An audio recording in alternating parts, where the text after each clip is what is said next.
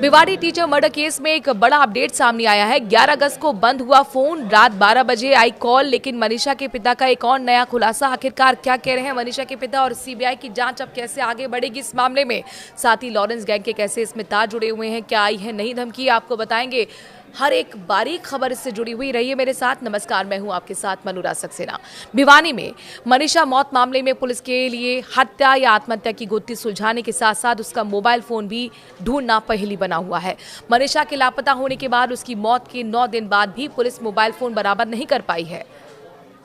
मनीषा का शव बरामद होने के दौरान पुलिस ने मौके से उसका दुपट्टा, जूती और कई तथ्य जुटाए थे, लेकिन उसका मोबाइल फोन अभी भी ढूंढा नहीं गया है। मनीषा के पिता संजय ने बताया था कि उसकी बेटी मनीषा 11 अगस्त की सुबह घर से प्ले स्कूल जाने के लिए निकली थी। उस समय उसका मोबाइल भी उसके पास था। उसी दिन दोपहर बाद 3:08 पर बेटी का फोन बंद था। फिर शाम 6:26 पर बेटी का फोन खुला था। इसके कुछ देर बाद फिर फोन बंद हो गया था। बेटी जिस कॉलेज में दाखिला के लिए गई थी, उस कॉलेज में डायल 112 की टीम भी चलाई गई थी, लेकिन वहां 3 कर्मचारी शराब के नशे में थे, जिन्होंने बेटी के बारे में कोई जानकारी नहीं दी।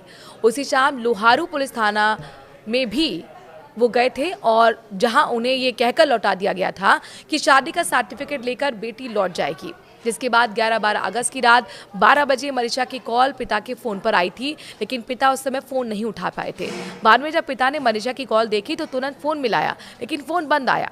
हालांकि मनीषा की मौत के बाद एसआईटी के तहत 6 अलग अलग टीमें जांच कर रही हैं और अब ये मामला सीबीआई तक पहुंच चुका है। अगर पुलिस मनीषा का मोबाइल फोन बरामद कर उसकी जांच करती है तो मौत से जुड़े कई और राज सामने आ सकते हैं, क्योंकि मनीषा के लापता होने के बाद भी पिता और भाई के फोन पर 2 बार कॉल आई हैं, लेकिन किसी ने मनीषा की उस समय बात उनसे नहीं हो पाई।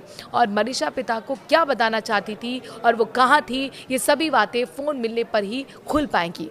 उसके मोबाइल फोन के डेटा से भी पुलिस को कुछ सुराग हाथ लग सकते हैं। तो हरियाणा के भिवानी में 19 साल की शिक्षिका मनीषा की मौत को लेकर लगातार बवाल मचा हुआ है। इस हत्याकांड को लेकर जनता में आक्रोश है। सरकार और पुलिस ने कहा कि वो मनीषा और उसके परिवार को न्याय दिलाने के लिए लगातार काम कर रही है। इस बीच अब इस केस में लॉरेंस बिश्नोई गैंग की एंट्री हो गई है। भिवानी में मनीषा हत्याकांड पर बिश्नोई गैंग ने पोस्ट करके बड़ी चेतावनी जारी की है। बिश्नोई गैंग ने कहा है कि अगर पुलिस इंसाफ नहीं दिलवा पाई तो वो कातिल को मौत के घाट उतार देंगे। क्या कुछ कहा बिश्नोई गैंग ने, जरा विस्तार से जानिए। भिवानी में हुए मनीषा हत्याकांड को लेकर लॉरेंस गैंग की पोस्ट सामने आई है। पोस्ट में गोल्डी ढिल्लो और लॉरेंस बिश्नोई ने लिखा है कि अगर हरियाणा पुलिस इंसाफ नहीं दिला पाई तो हम कातिल को मौत के घाट उतार देंगे। लॉरेंस और रोहित गोदारा दोनों गैंग मनीषा हत्याकांड के जरिए हरियाणा में अपने वर्चस्व का दावा ठोक रहे हैं। कनाडा में हत्या की भी जिम्मेदारी ली गई थी। इतना ही नहीं, पोस्ट में गोल्डी ढिल्लो ने कनाडा के ब्रैम्पटन में सोनू चटाकी हत्या की जिम्मेदारी भी ली है। पोस्ट में लिखा गया है कि सोनू लॉरेंस के करीबी एमपी धनुआ के मर्डर की साजिश में शामिल था और लॉरेंस के नाम पर उगाही कर रहा था, इसीलिए उसे मौत के घाट उतार दिया गया। बता दें कि गोल्डी ढिल्लो फिलहाल कनाडा में है और लॉरेंस जेल में है।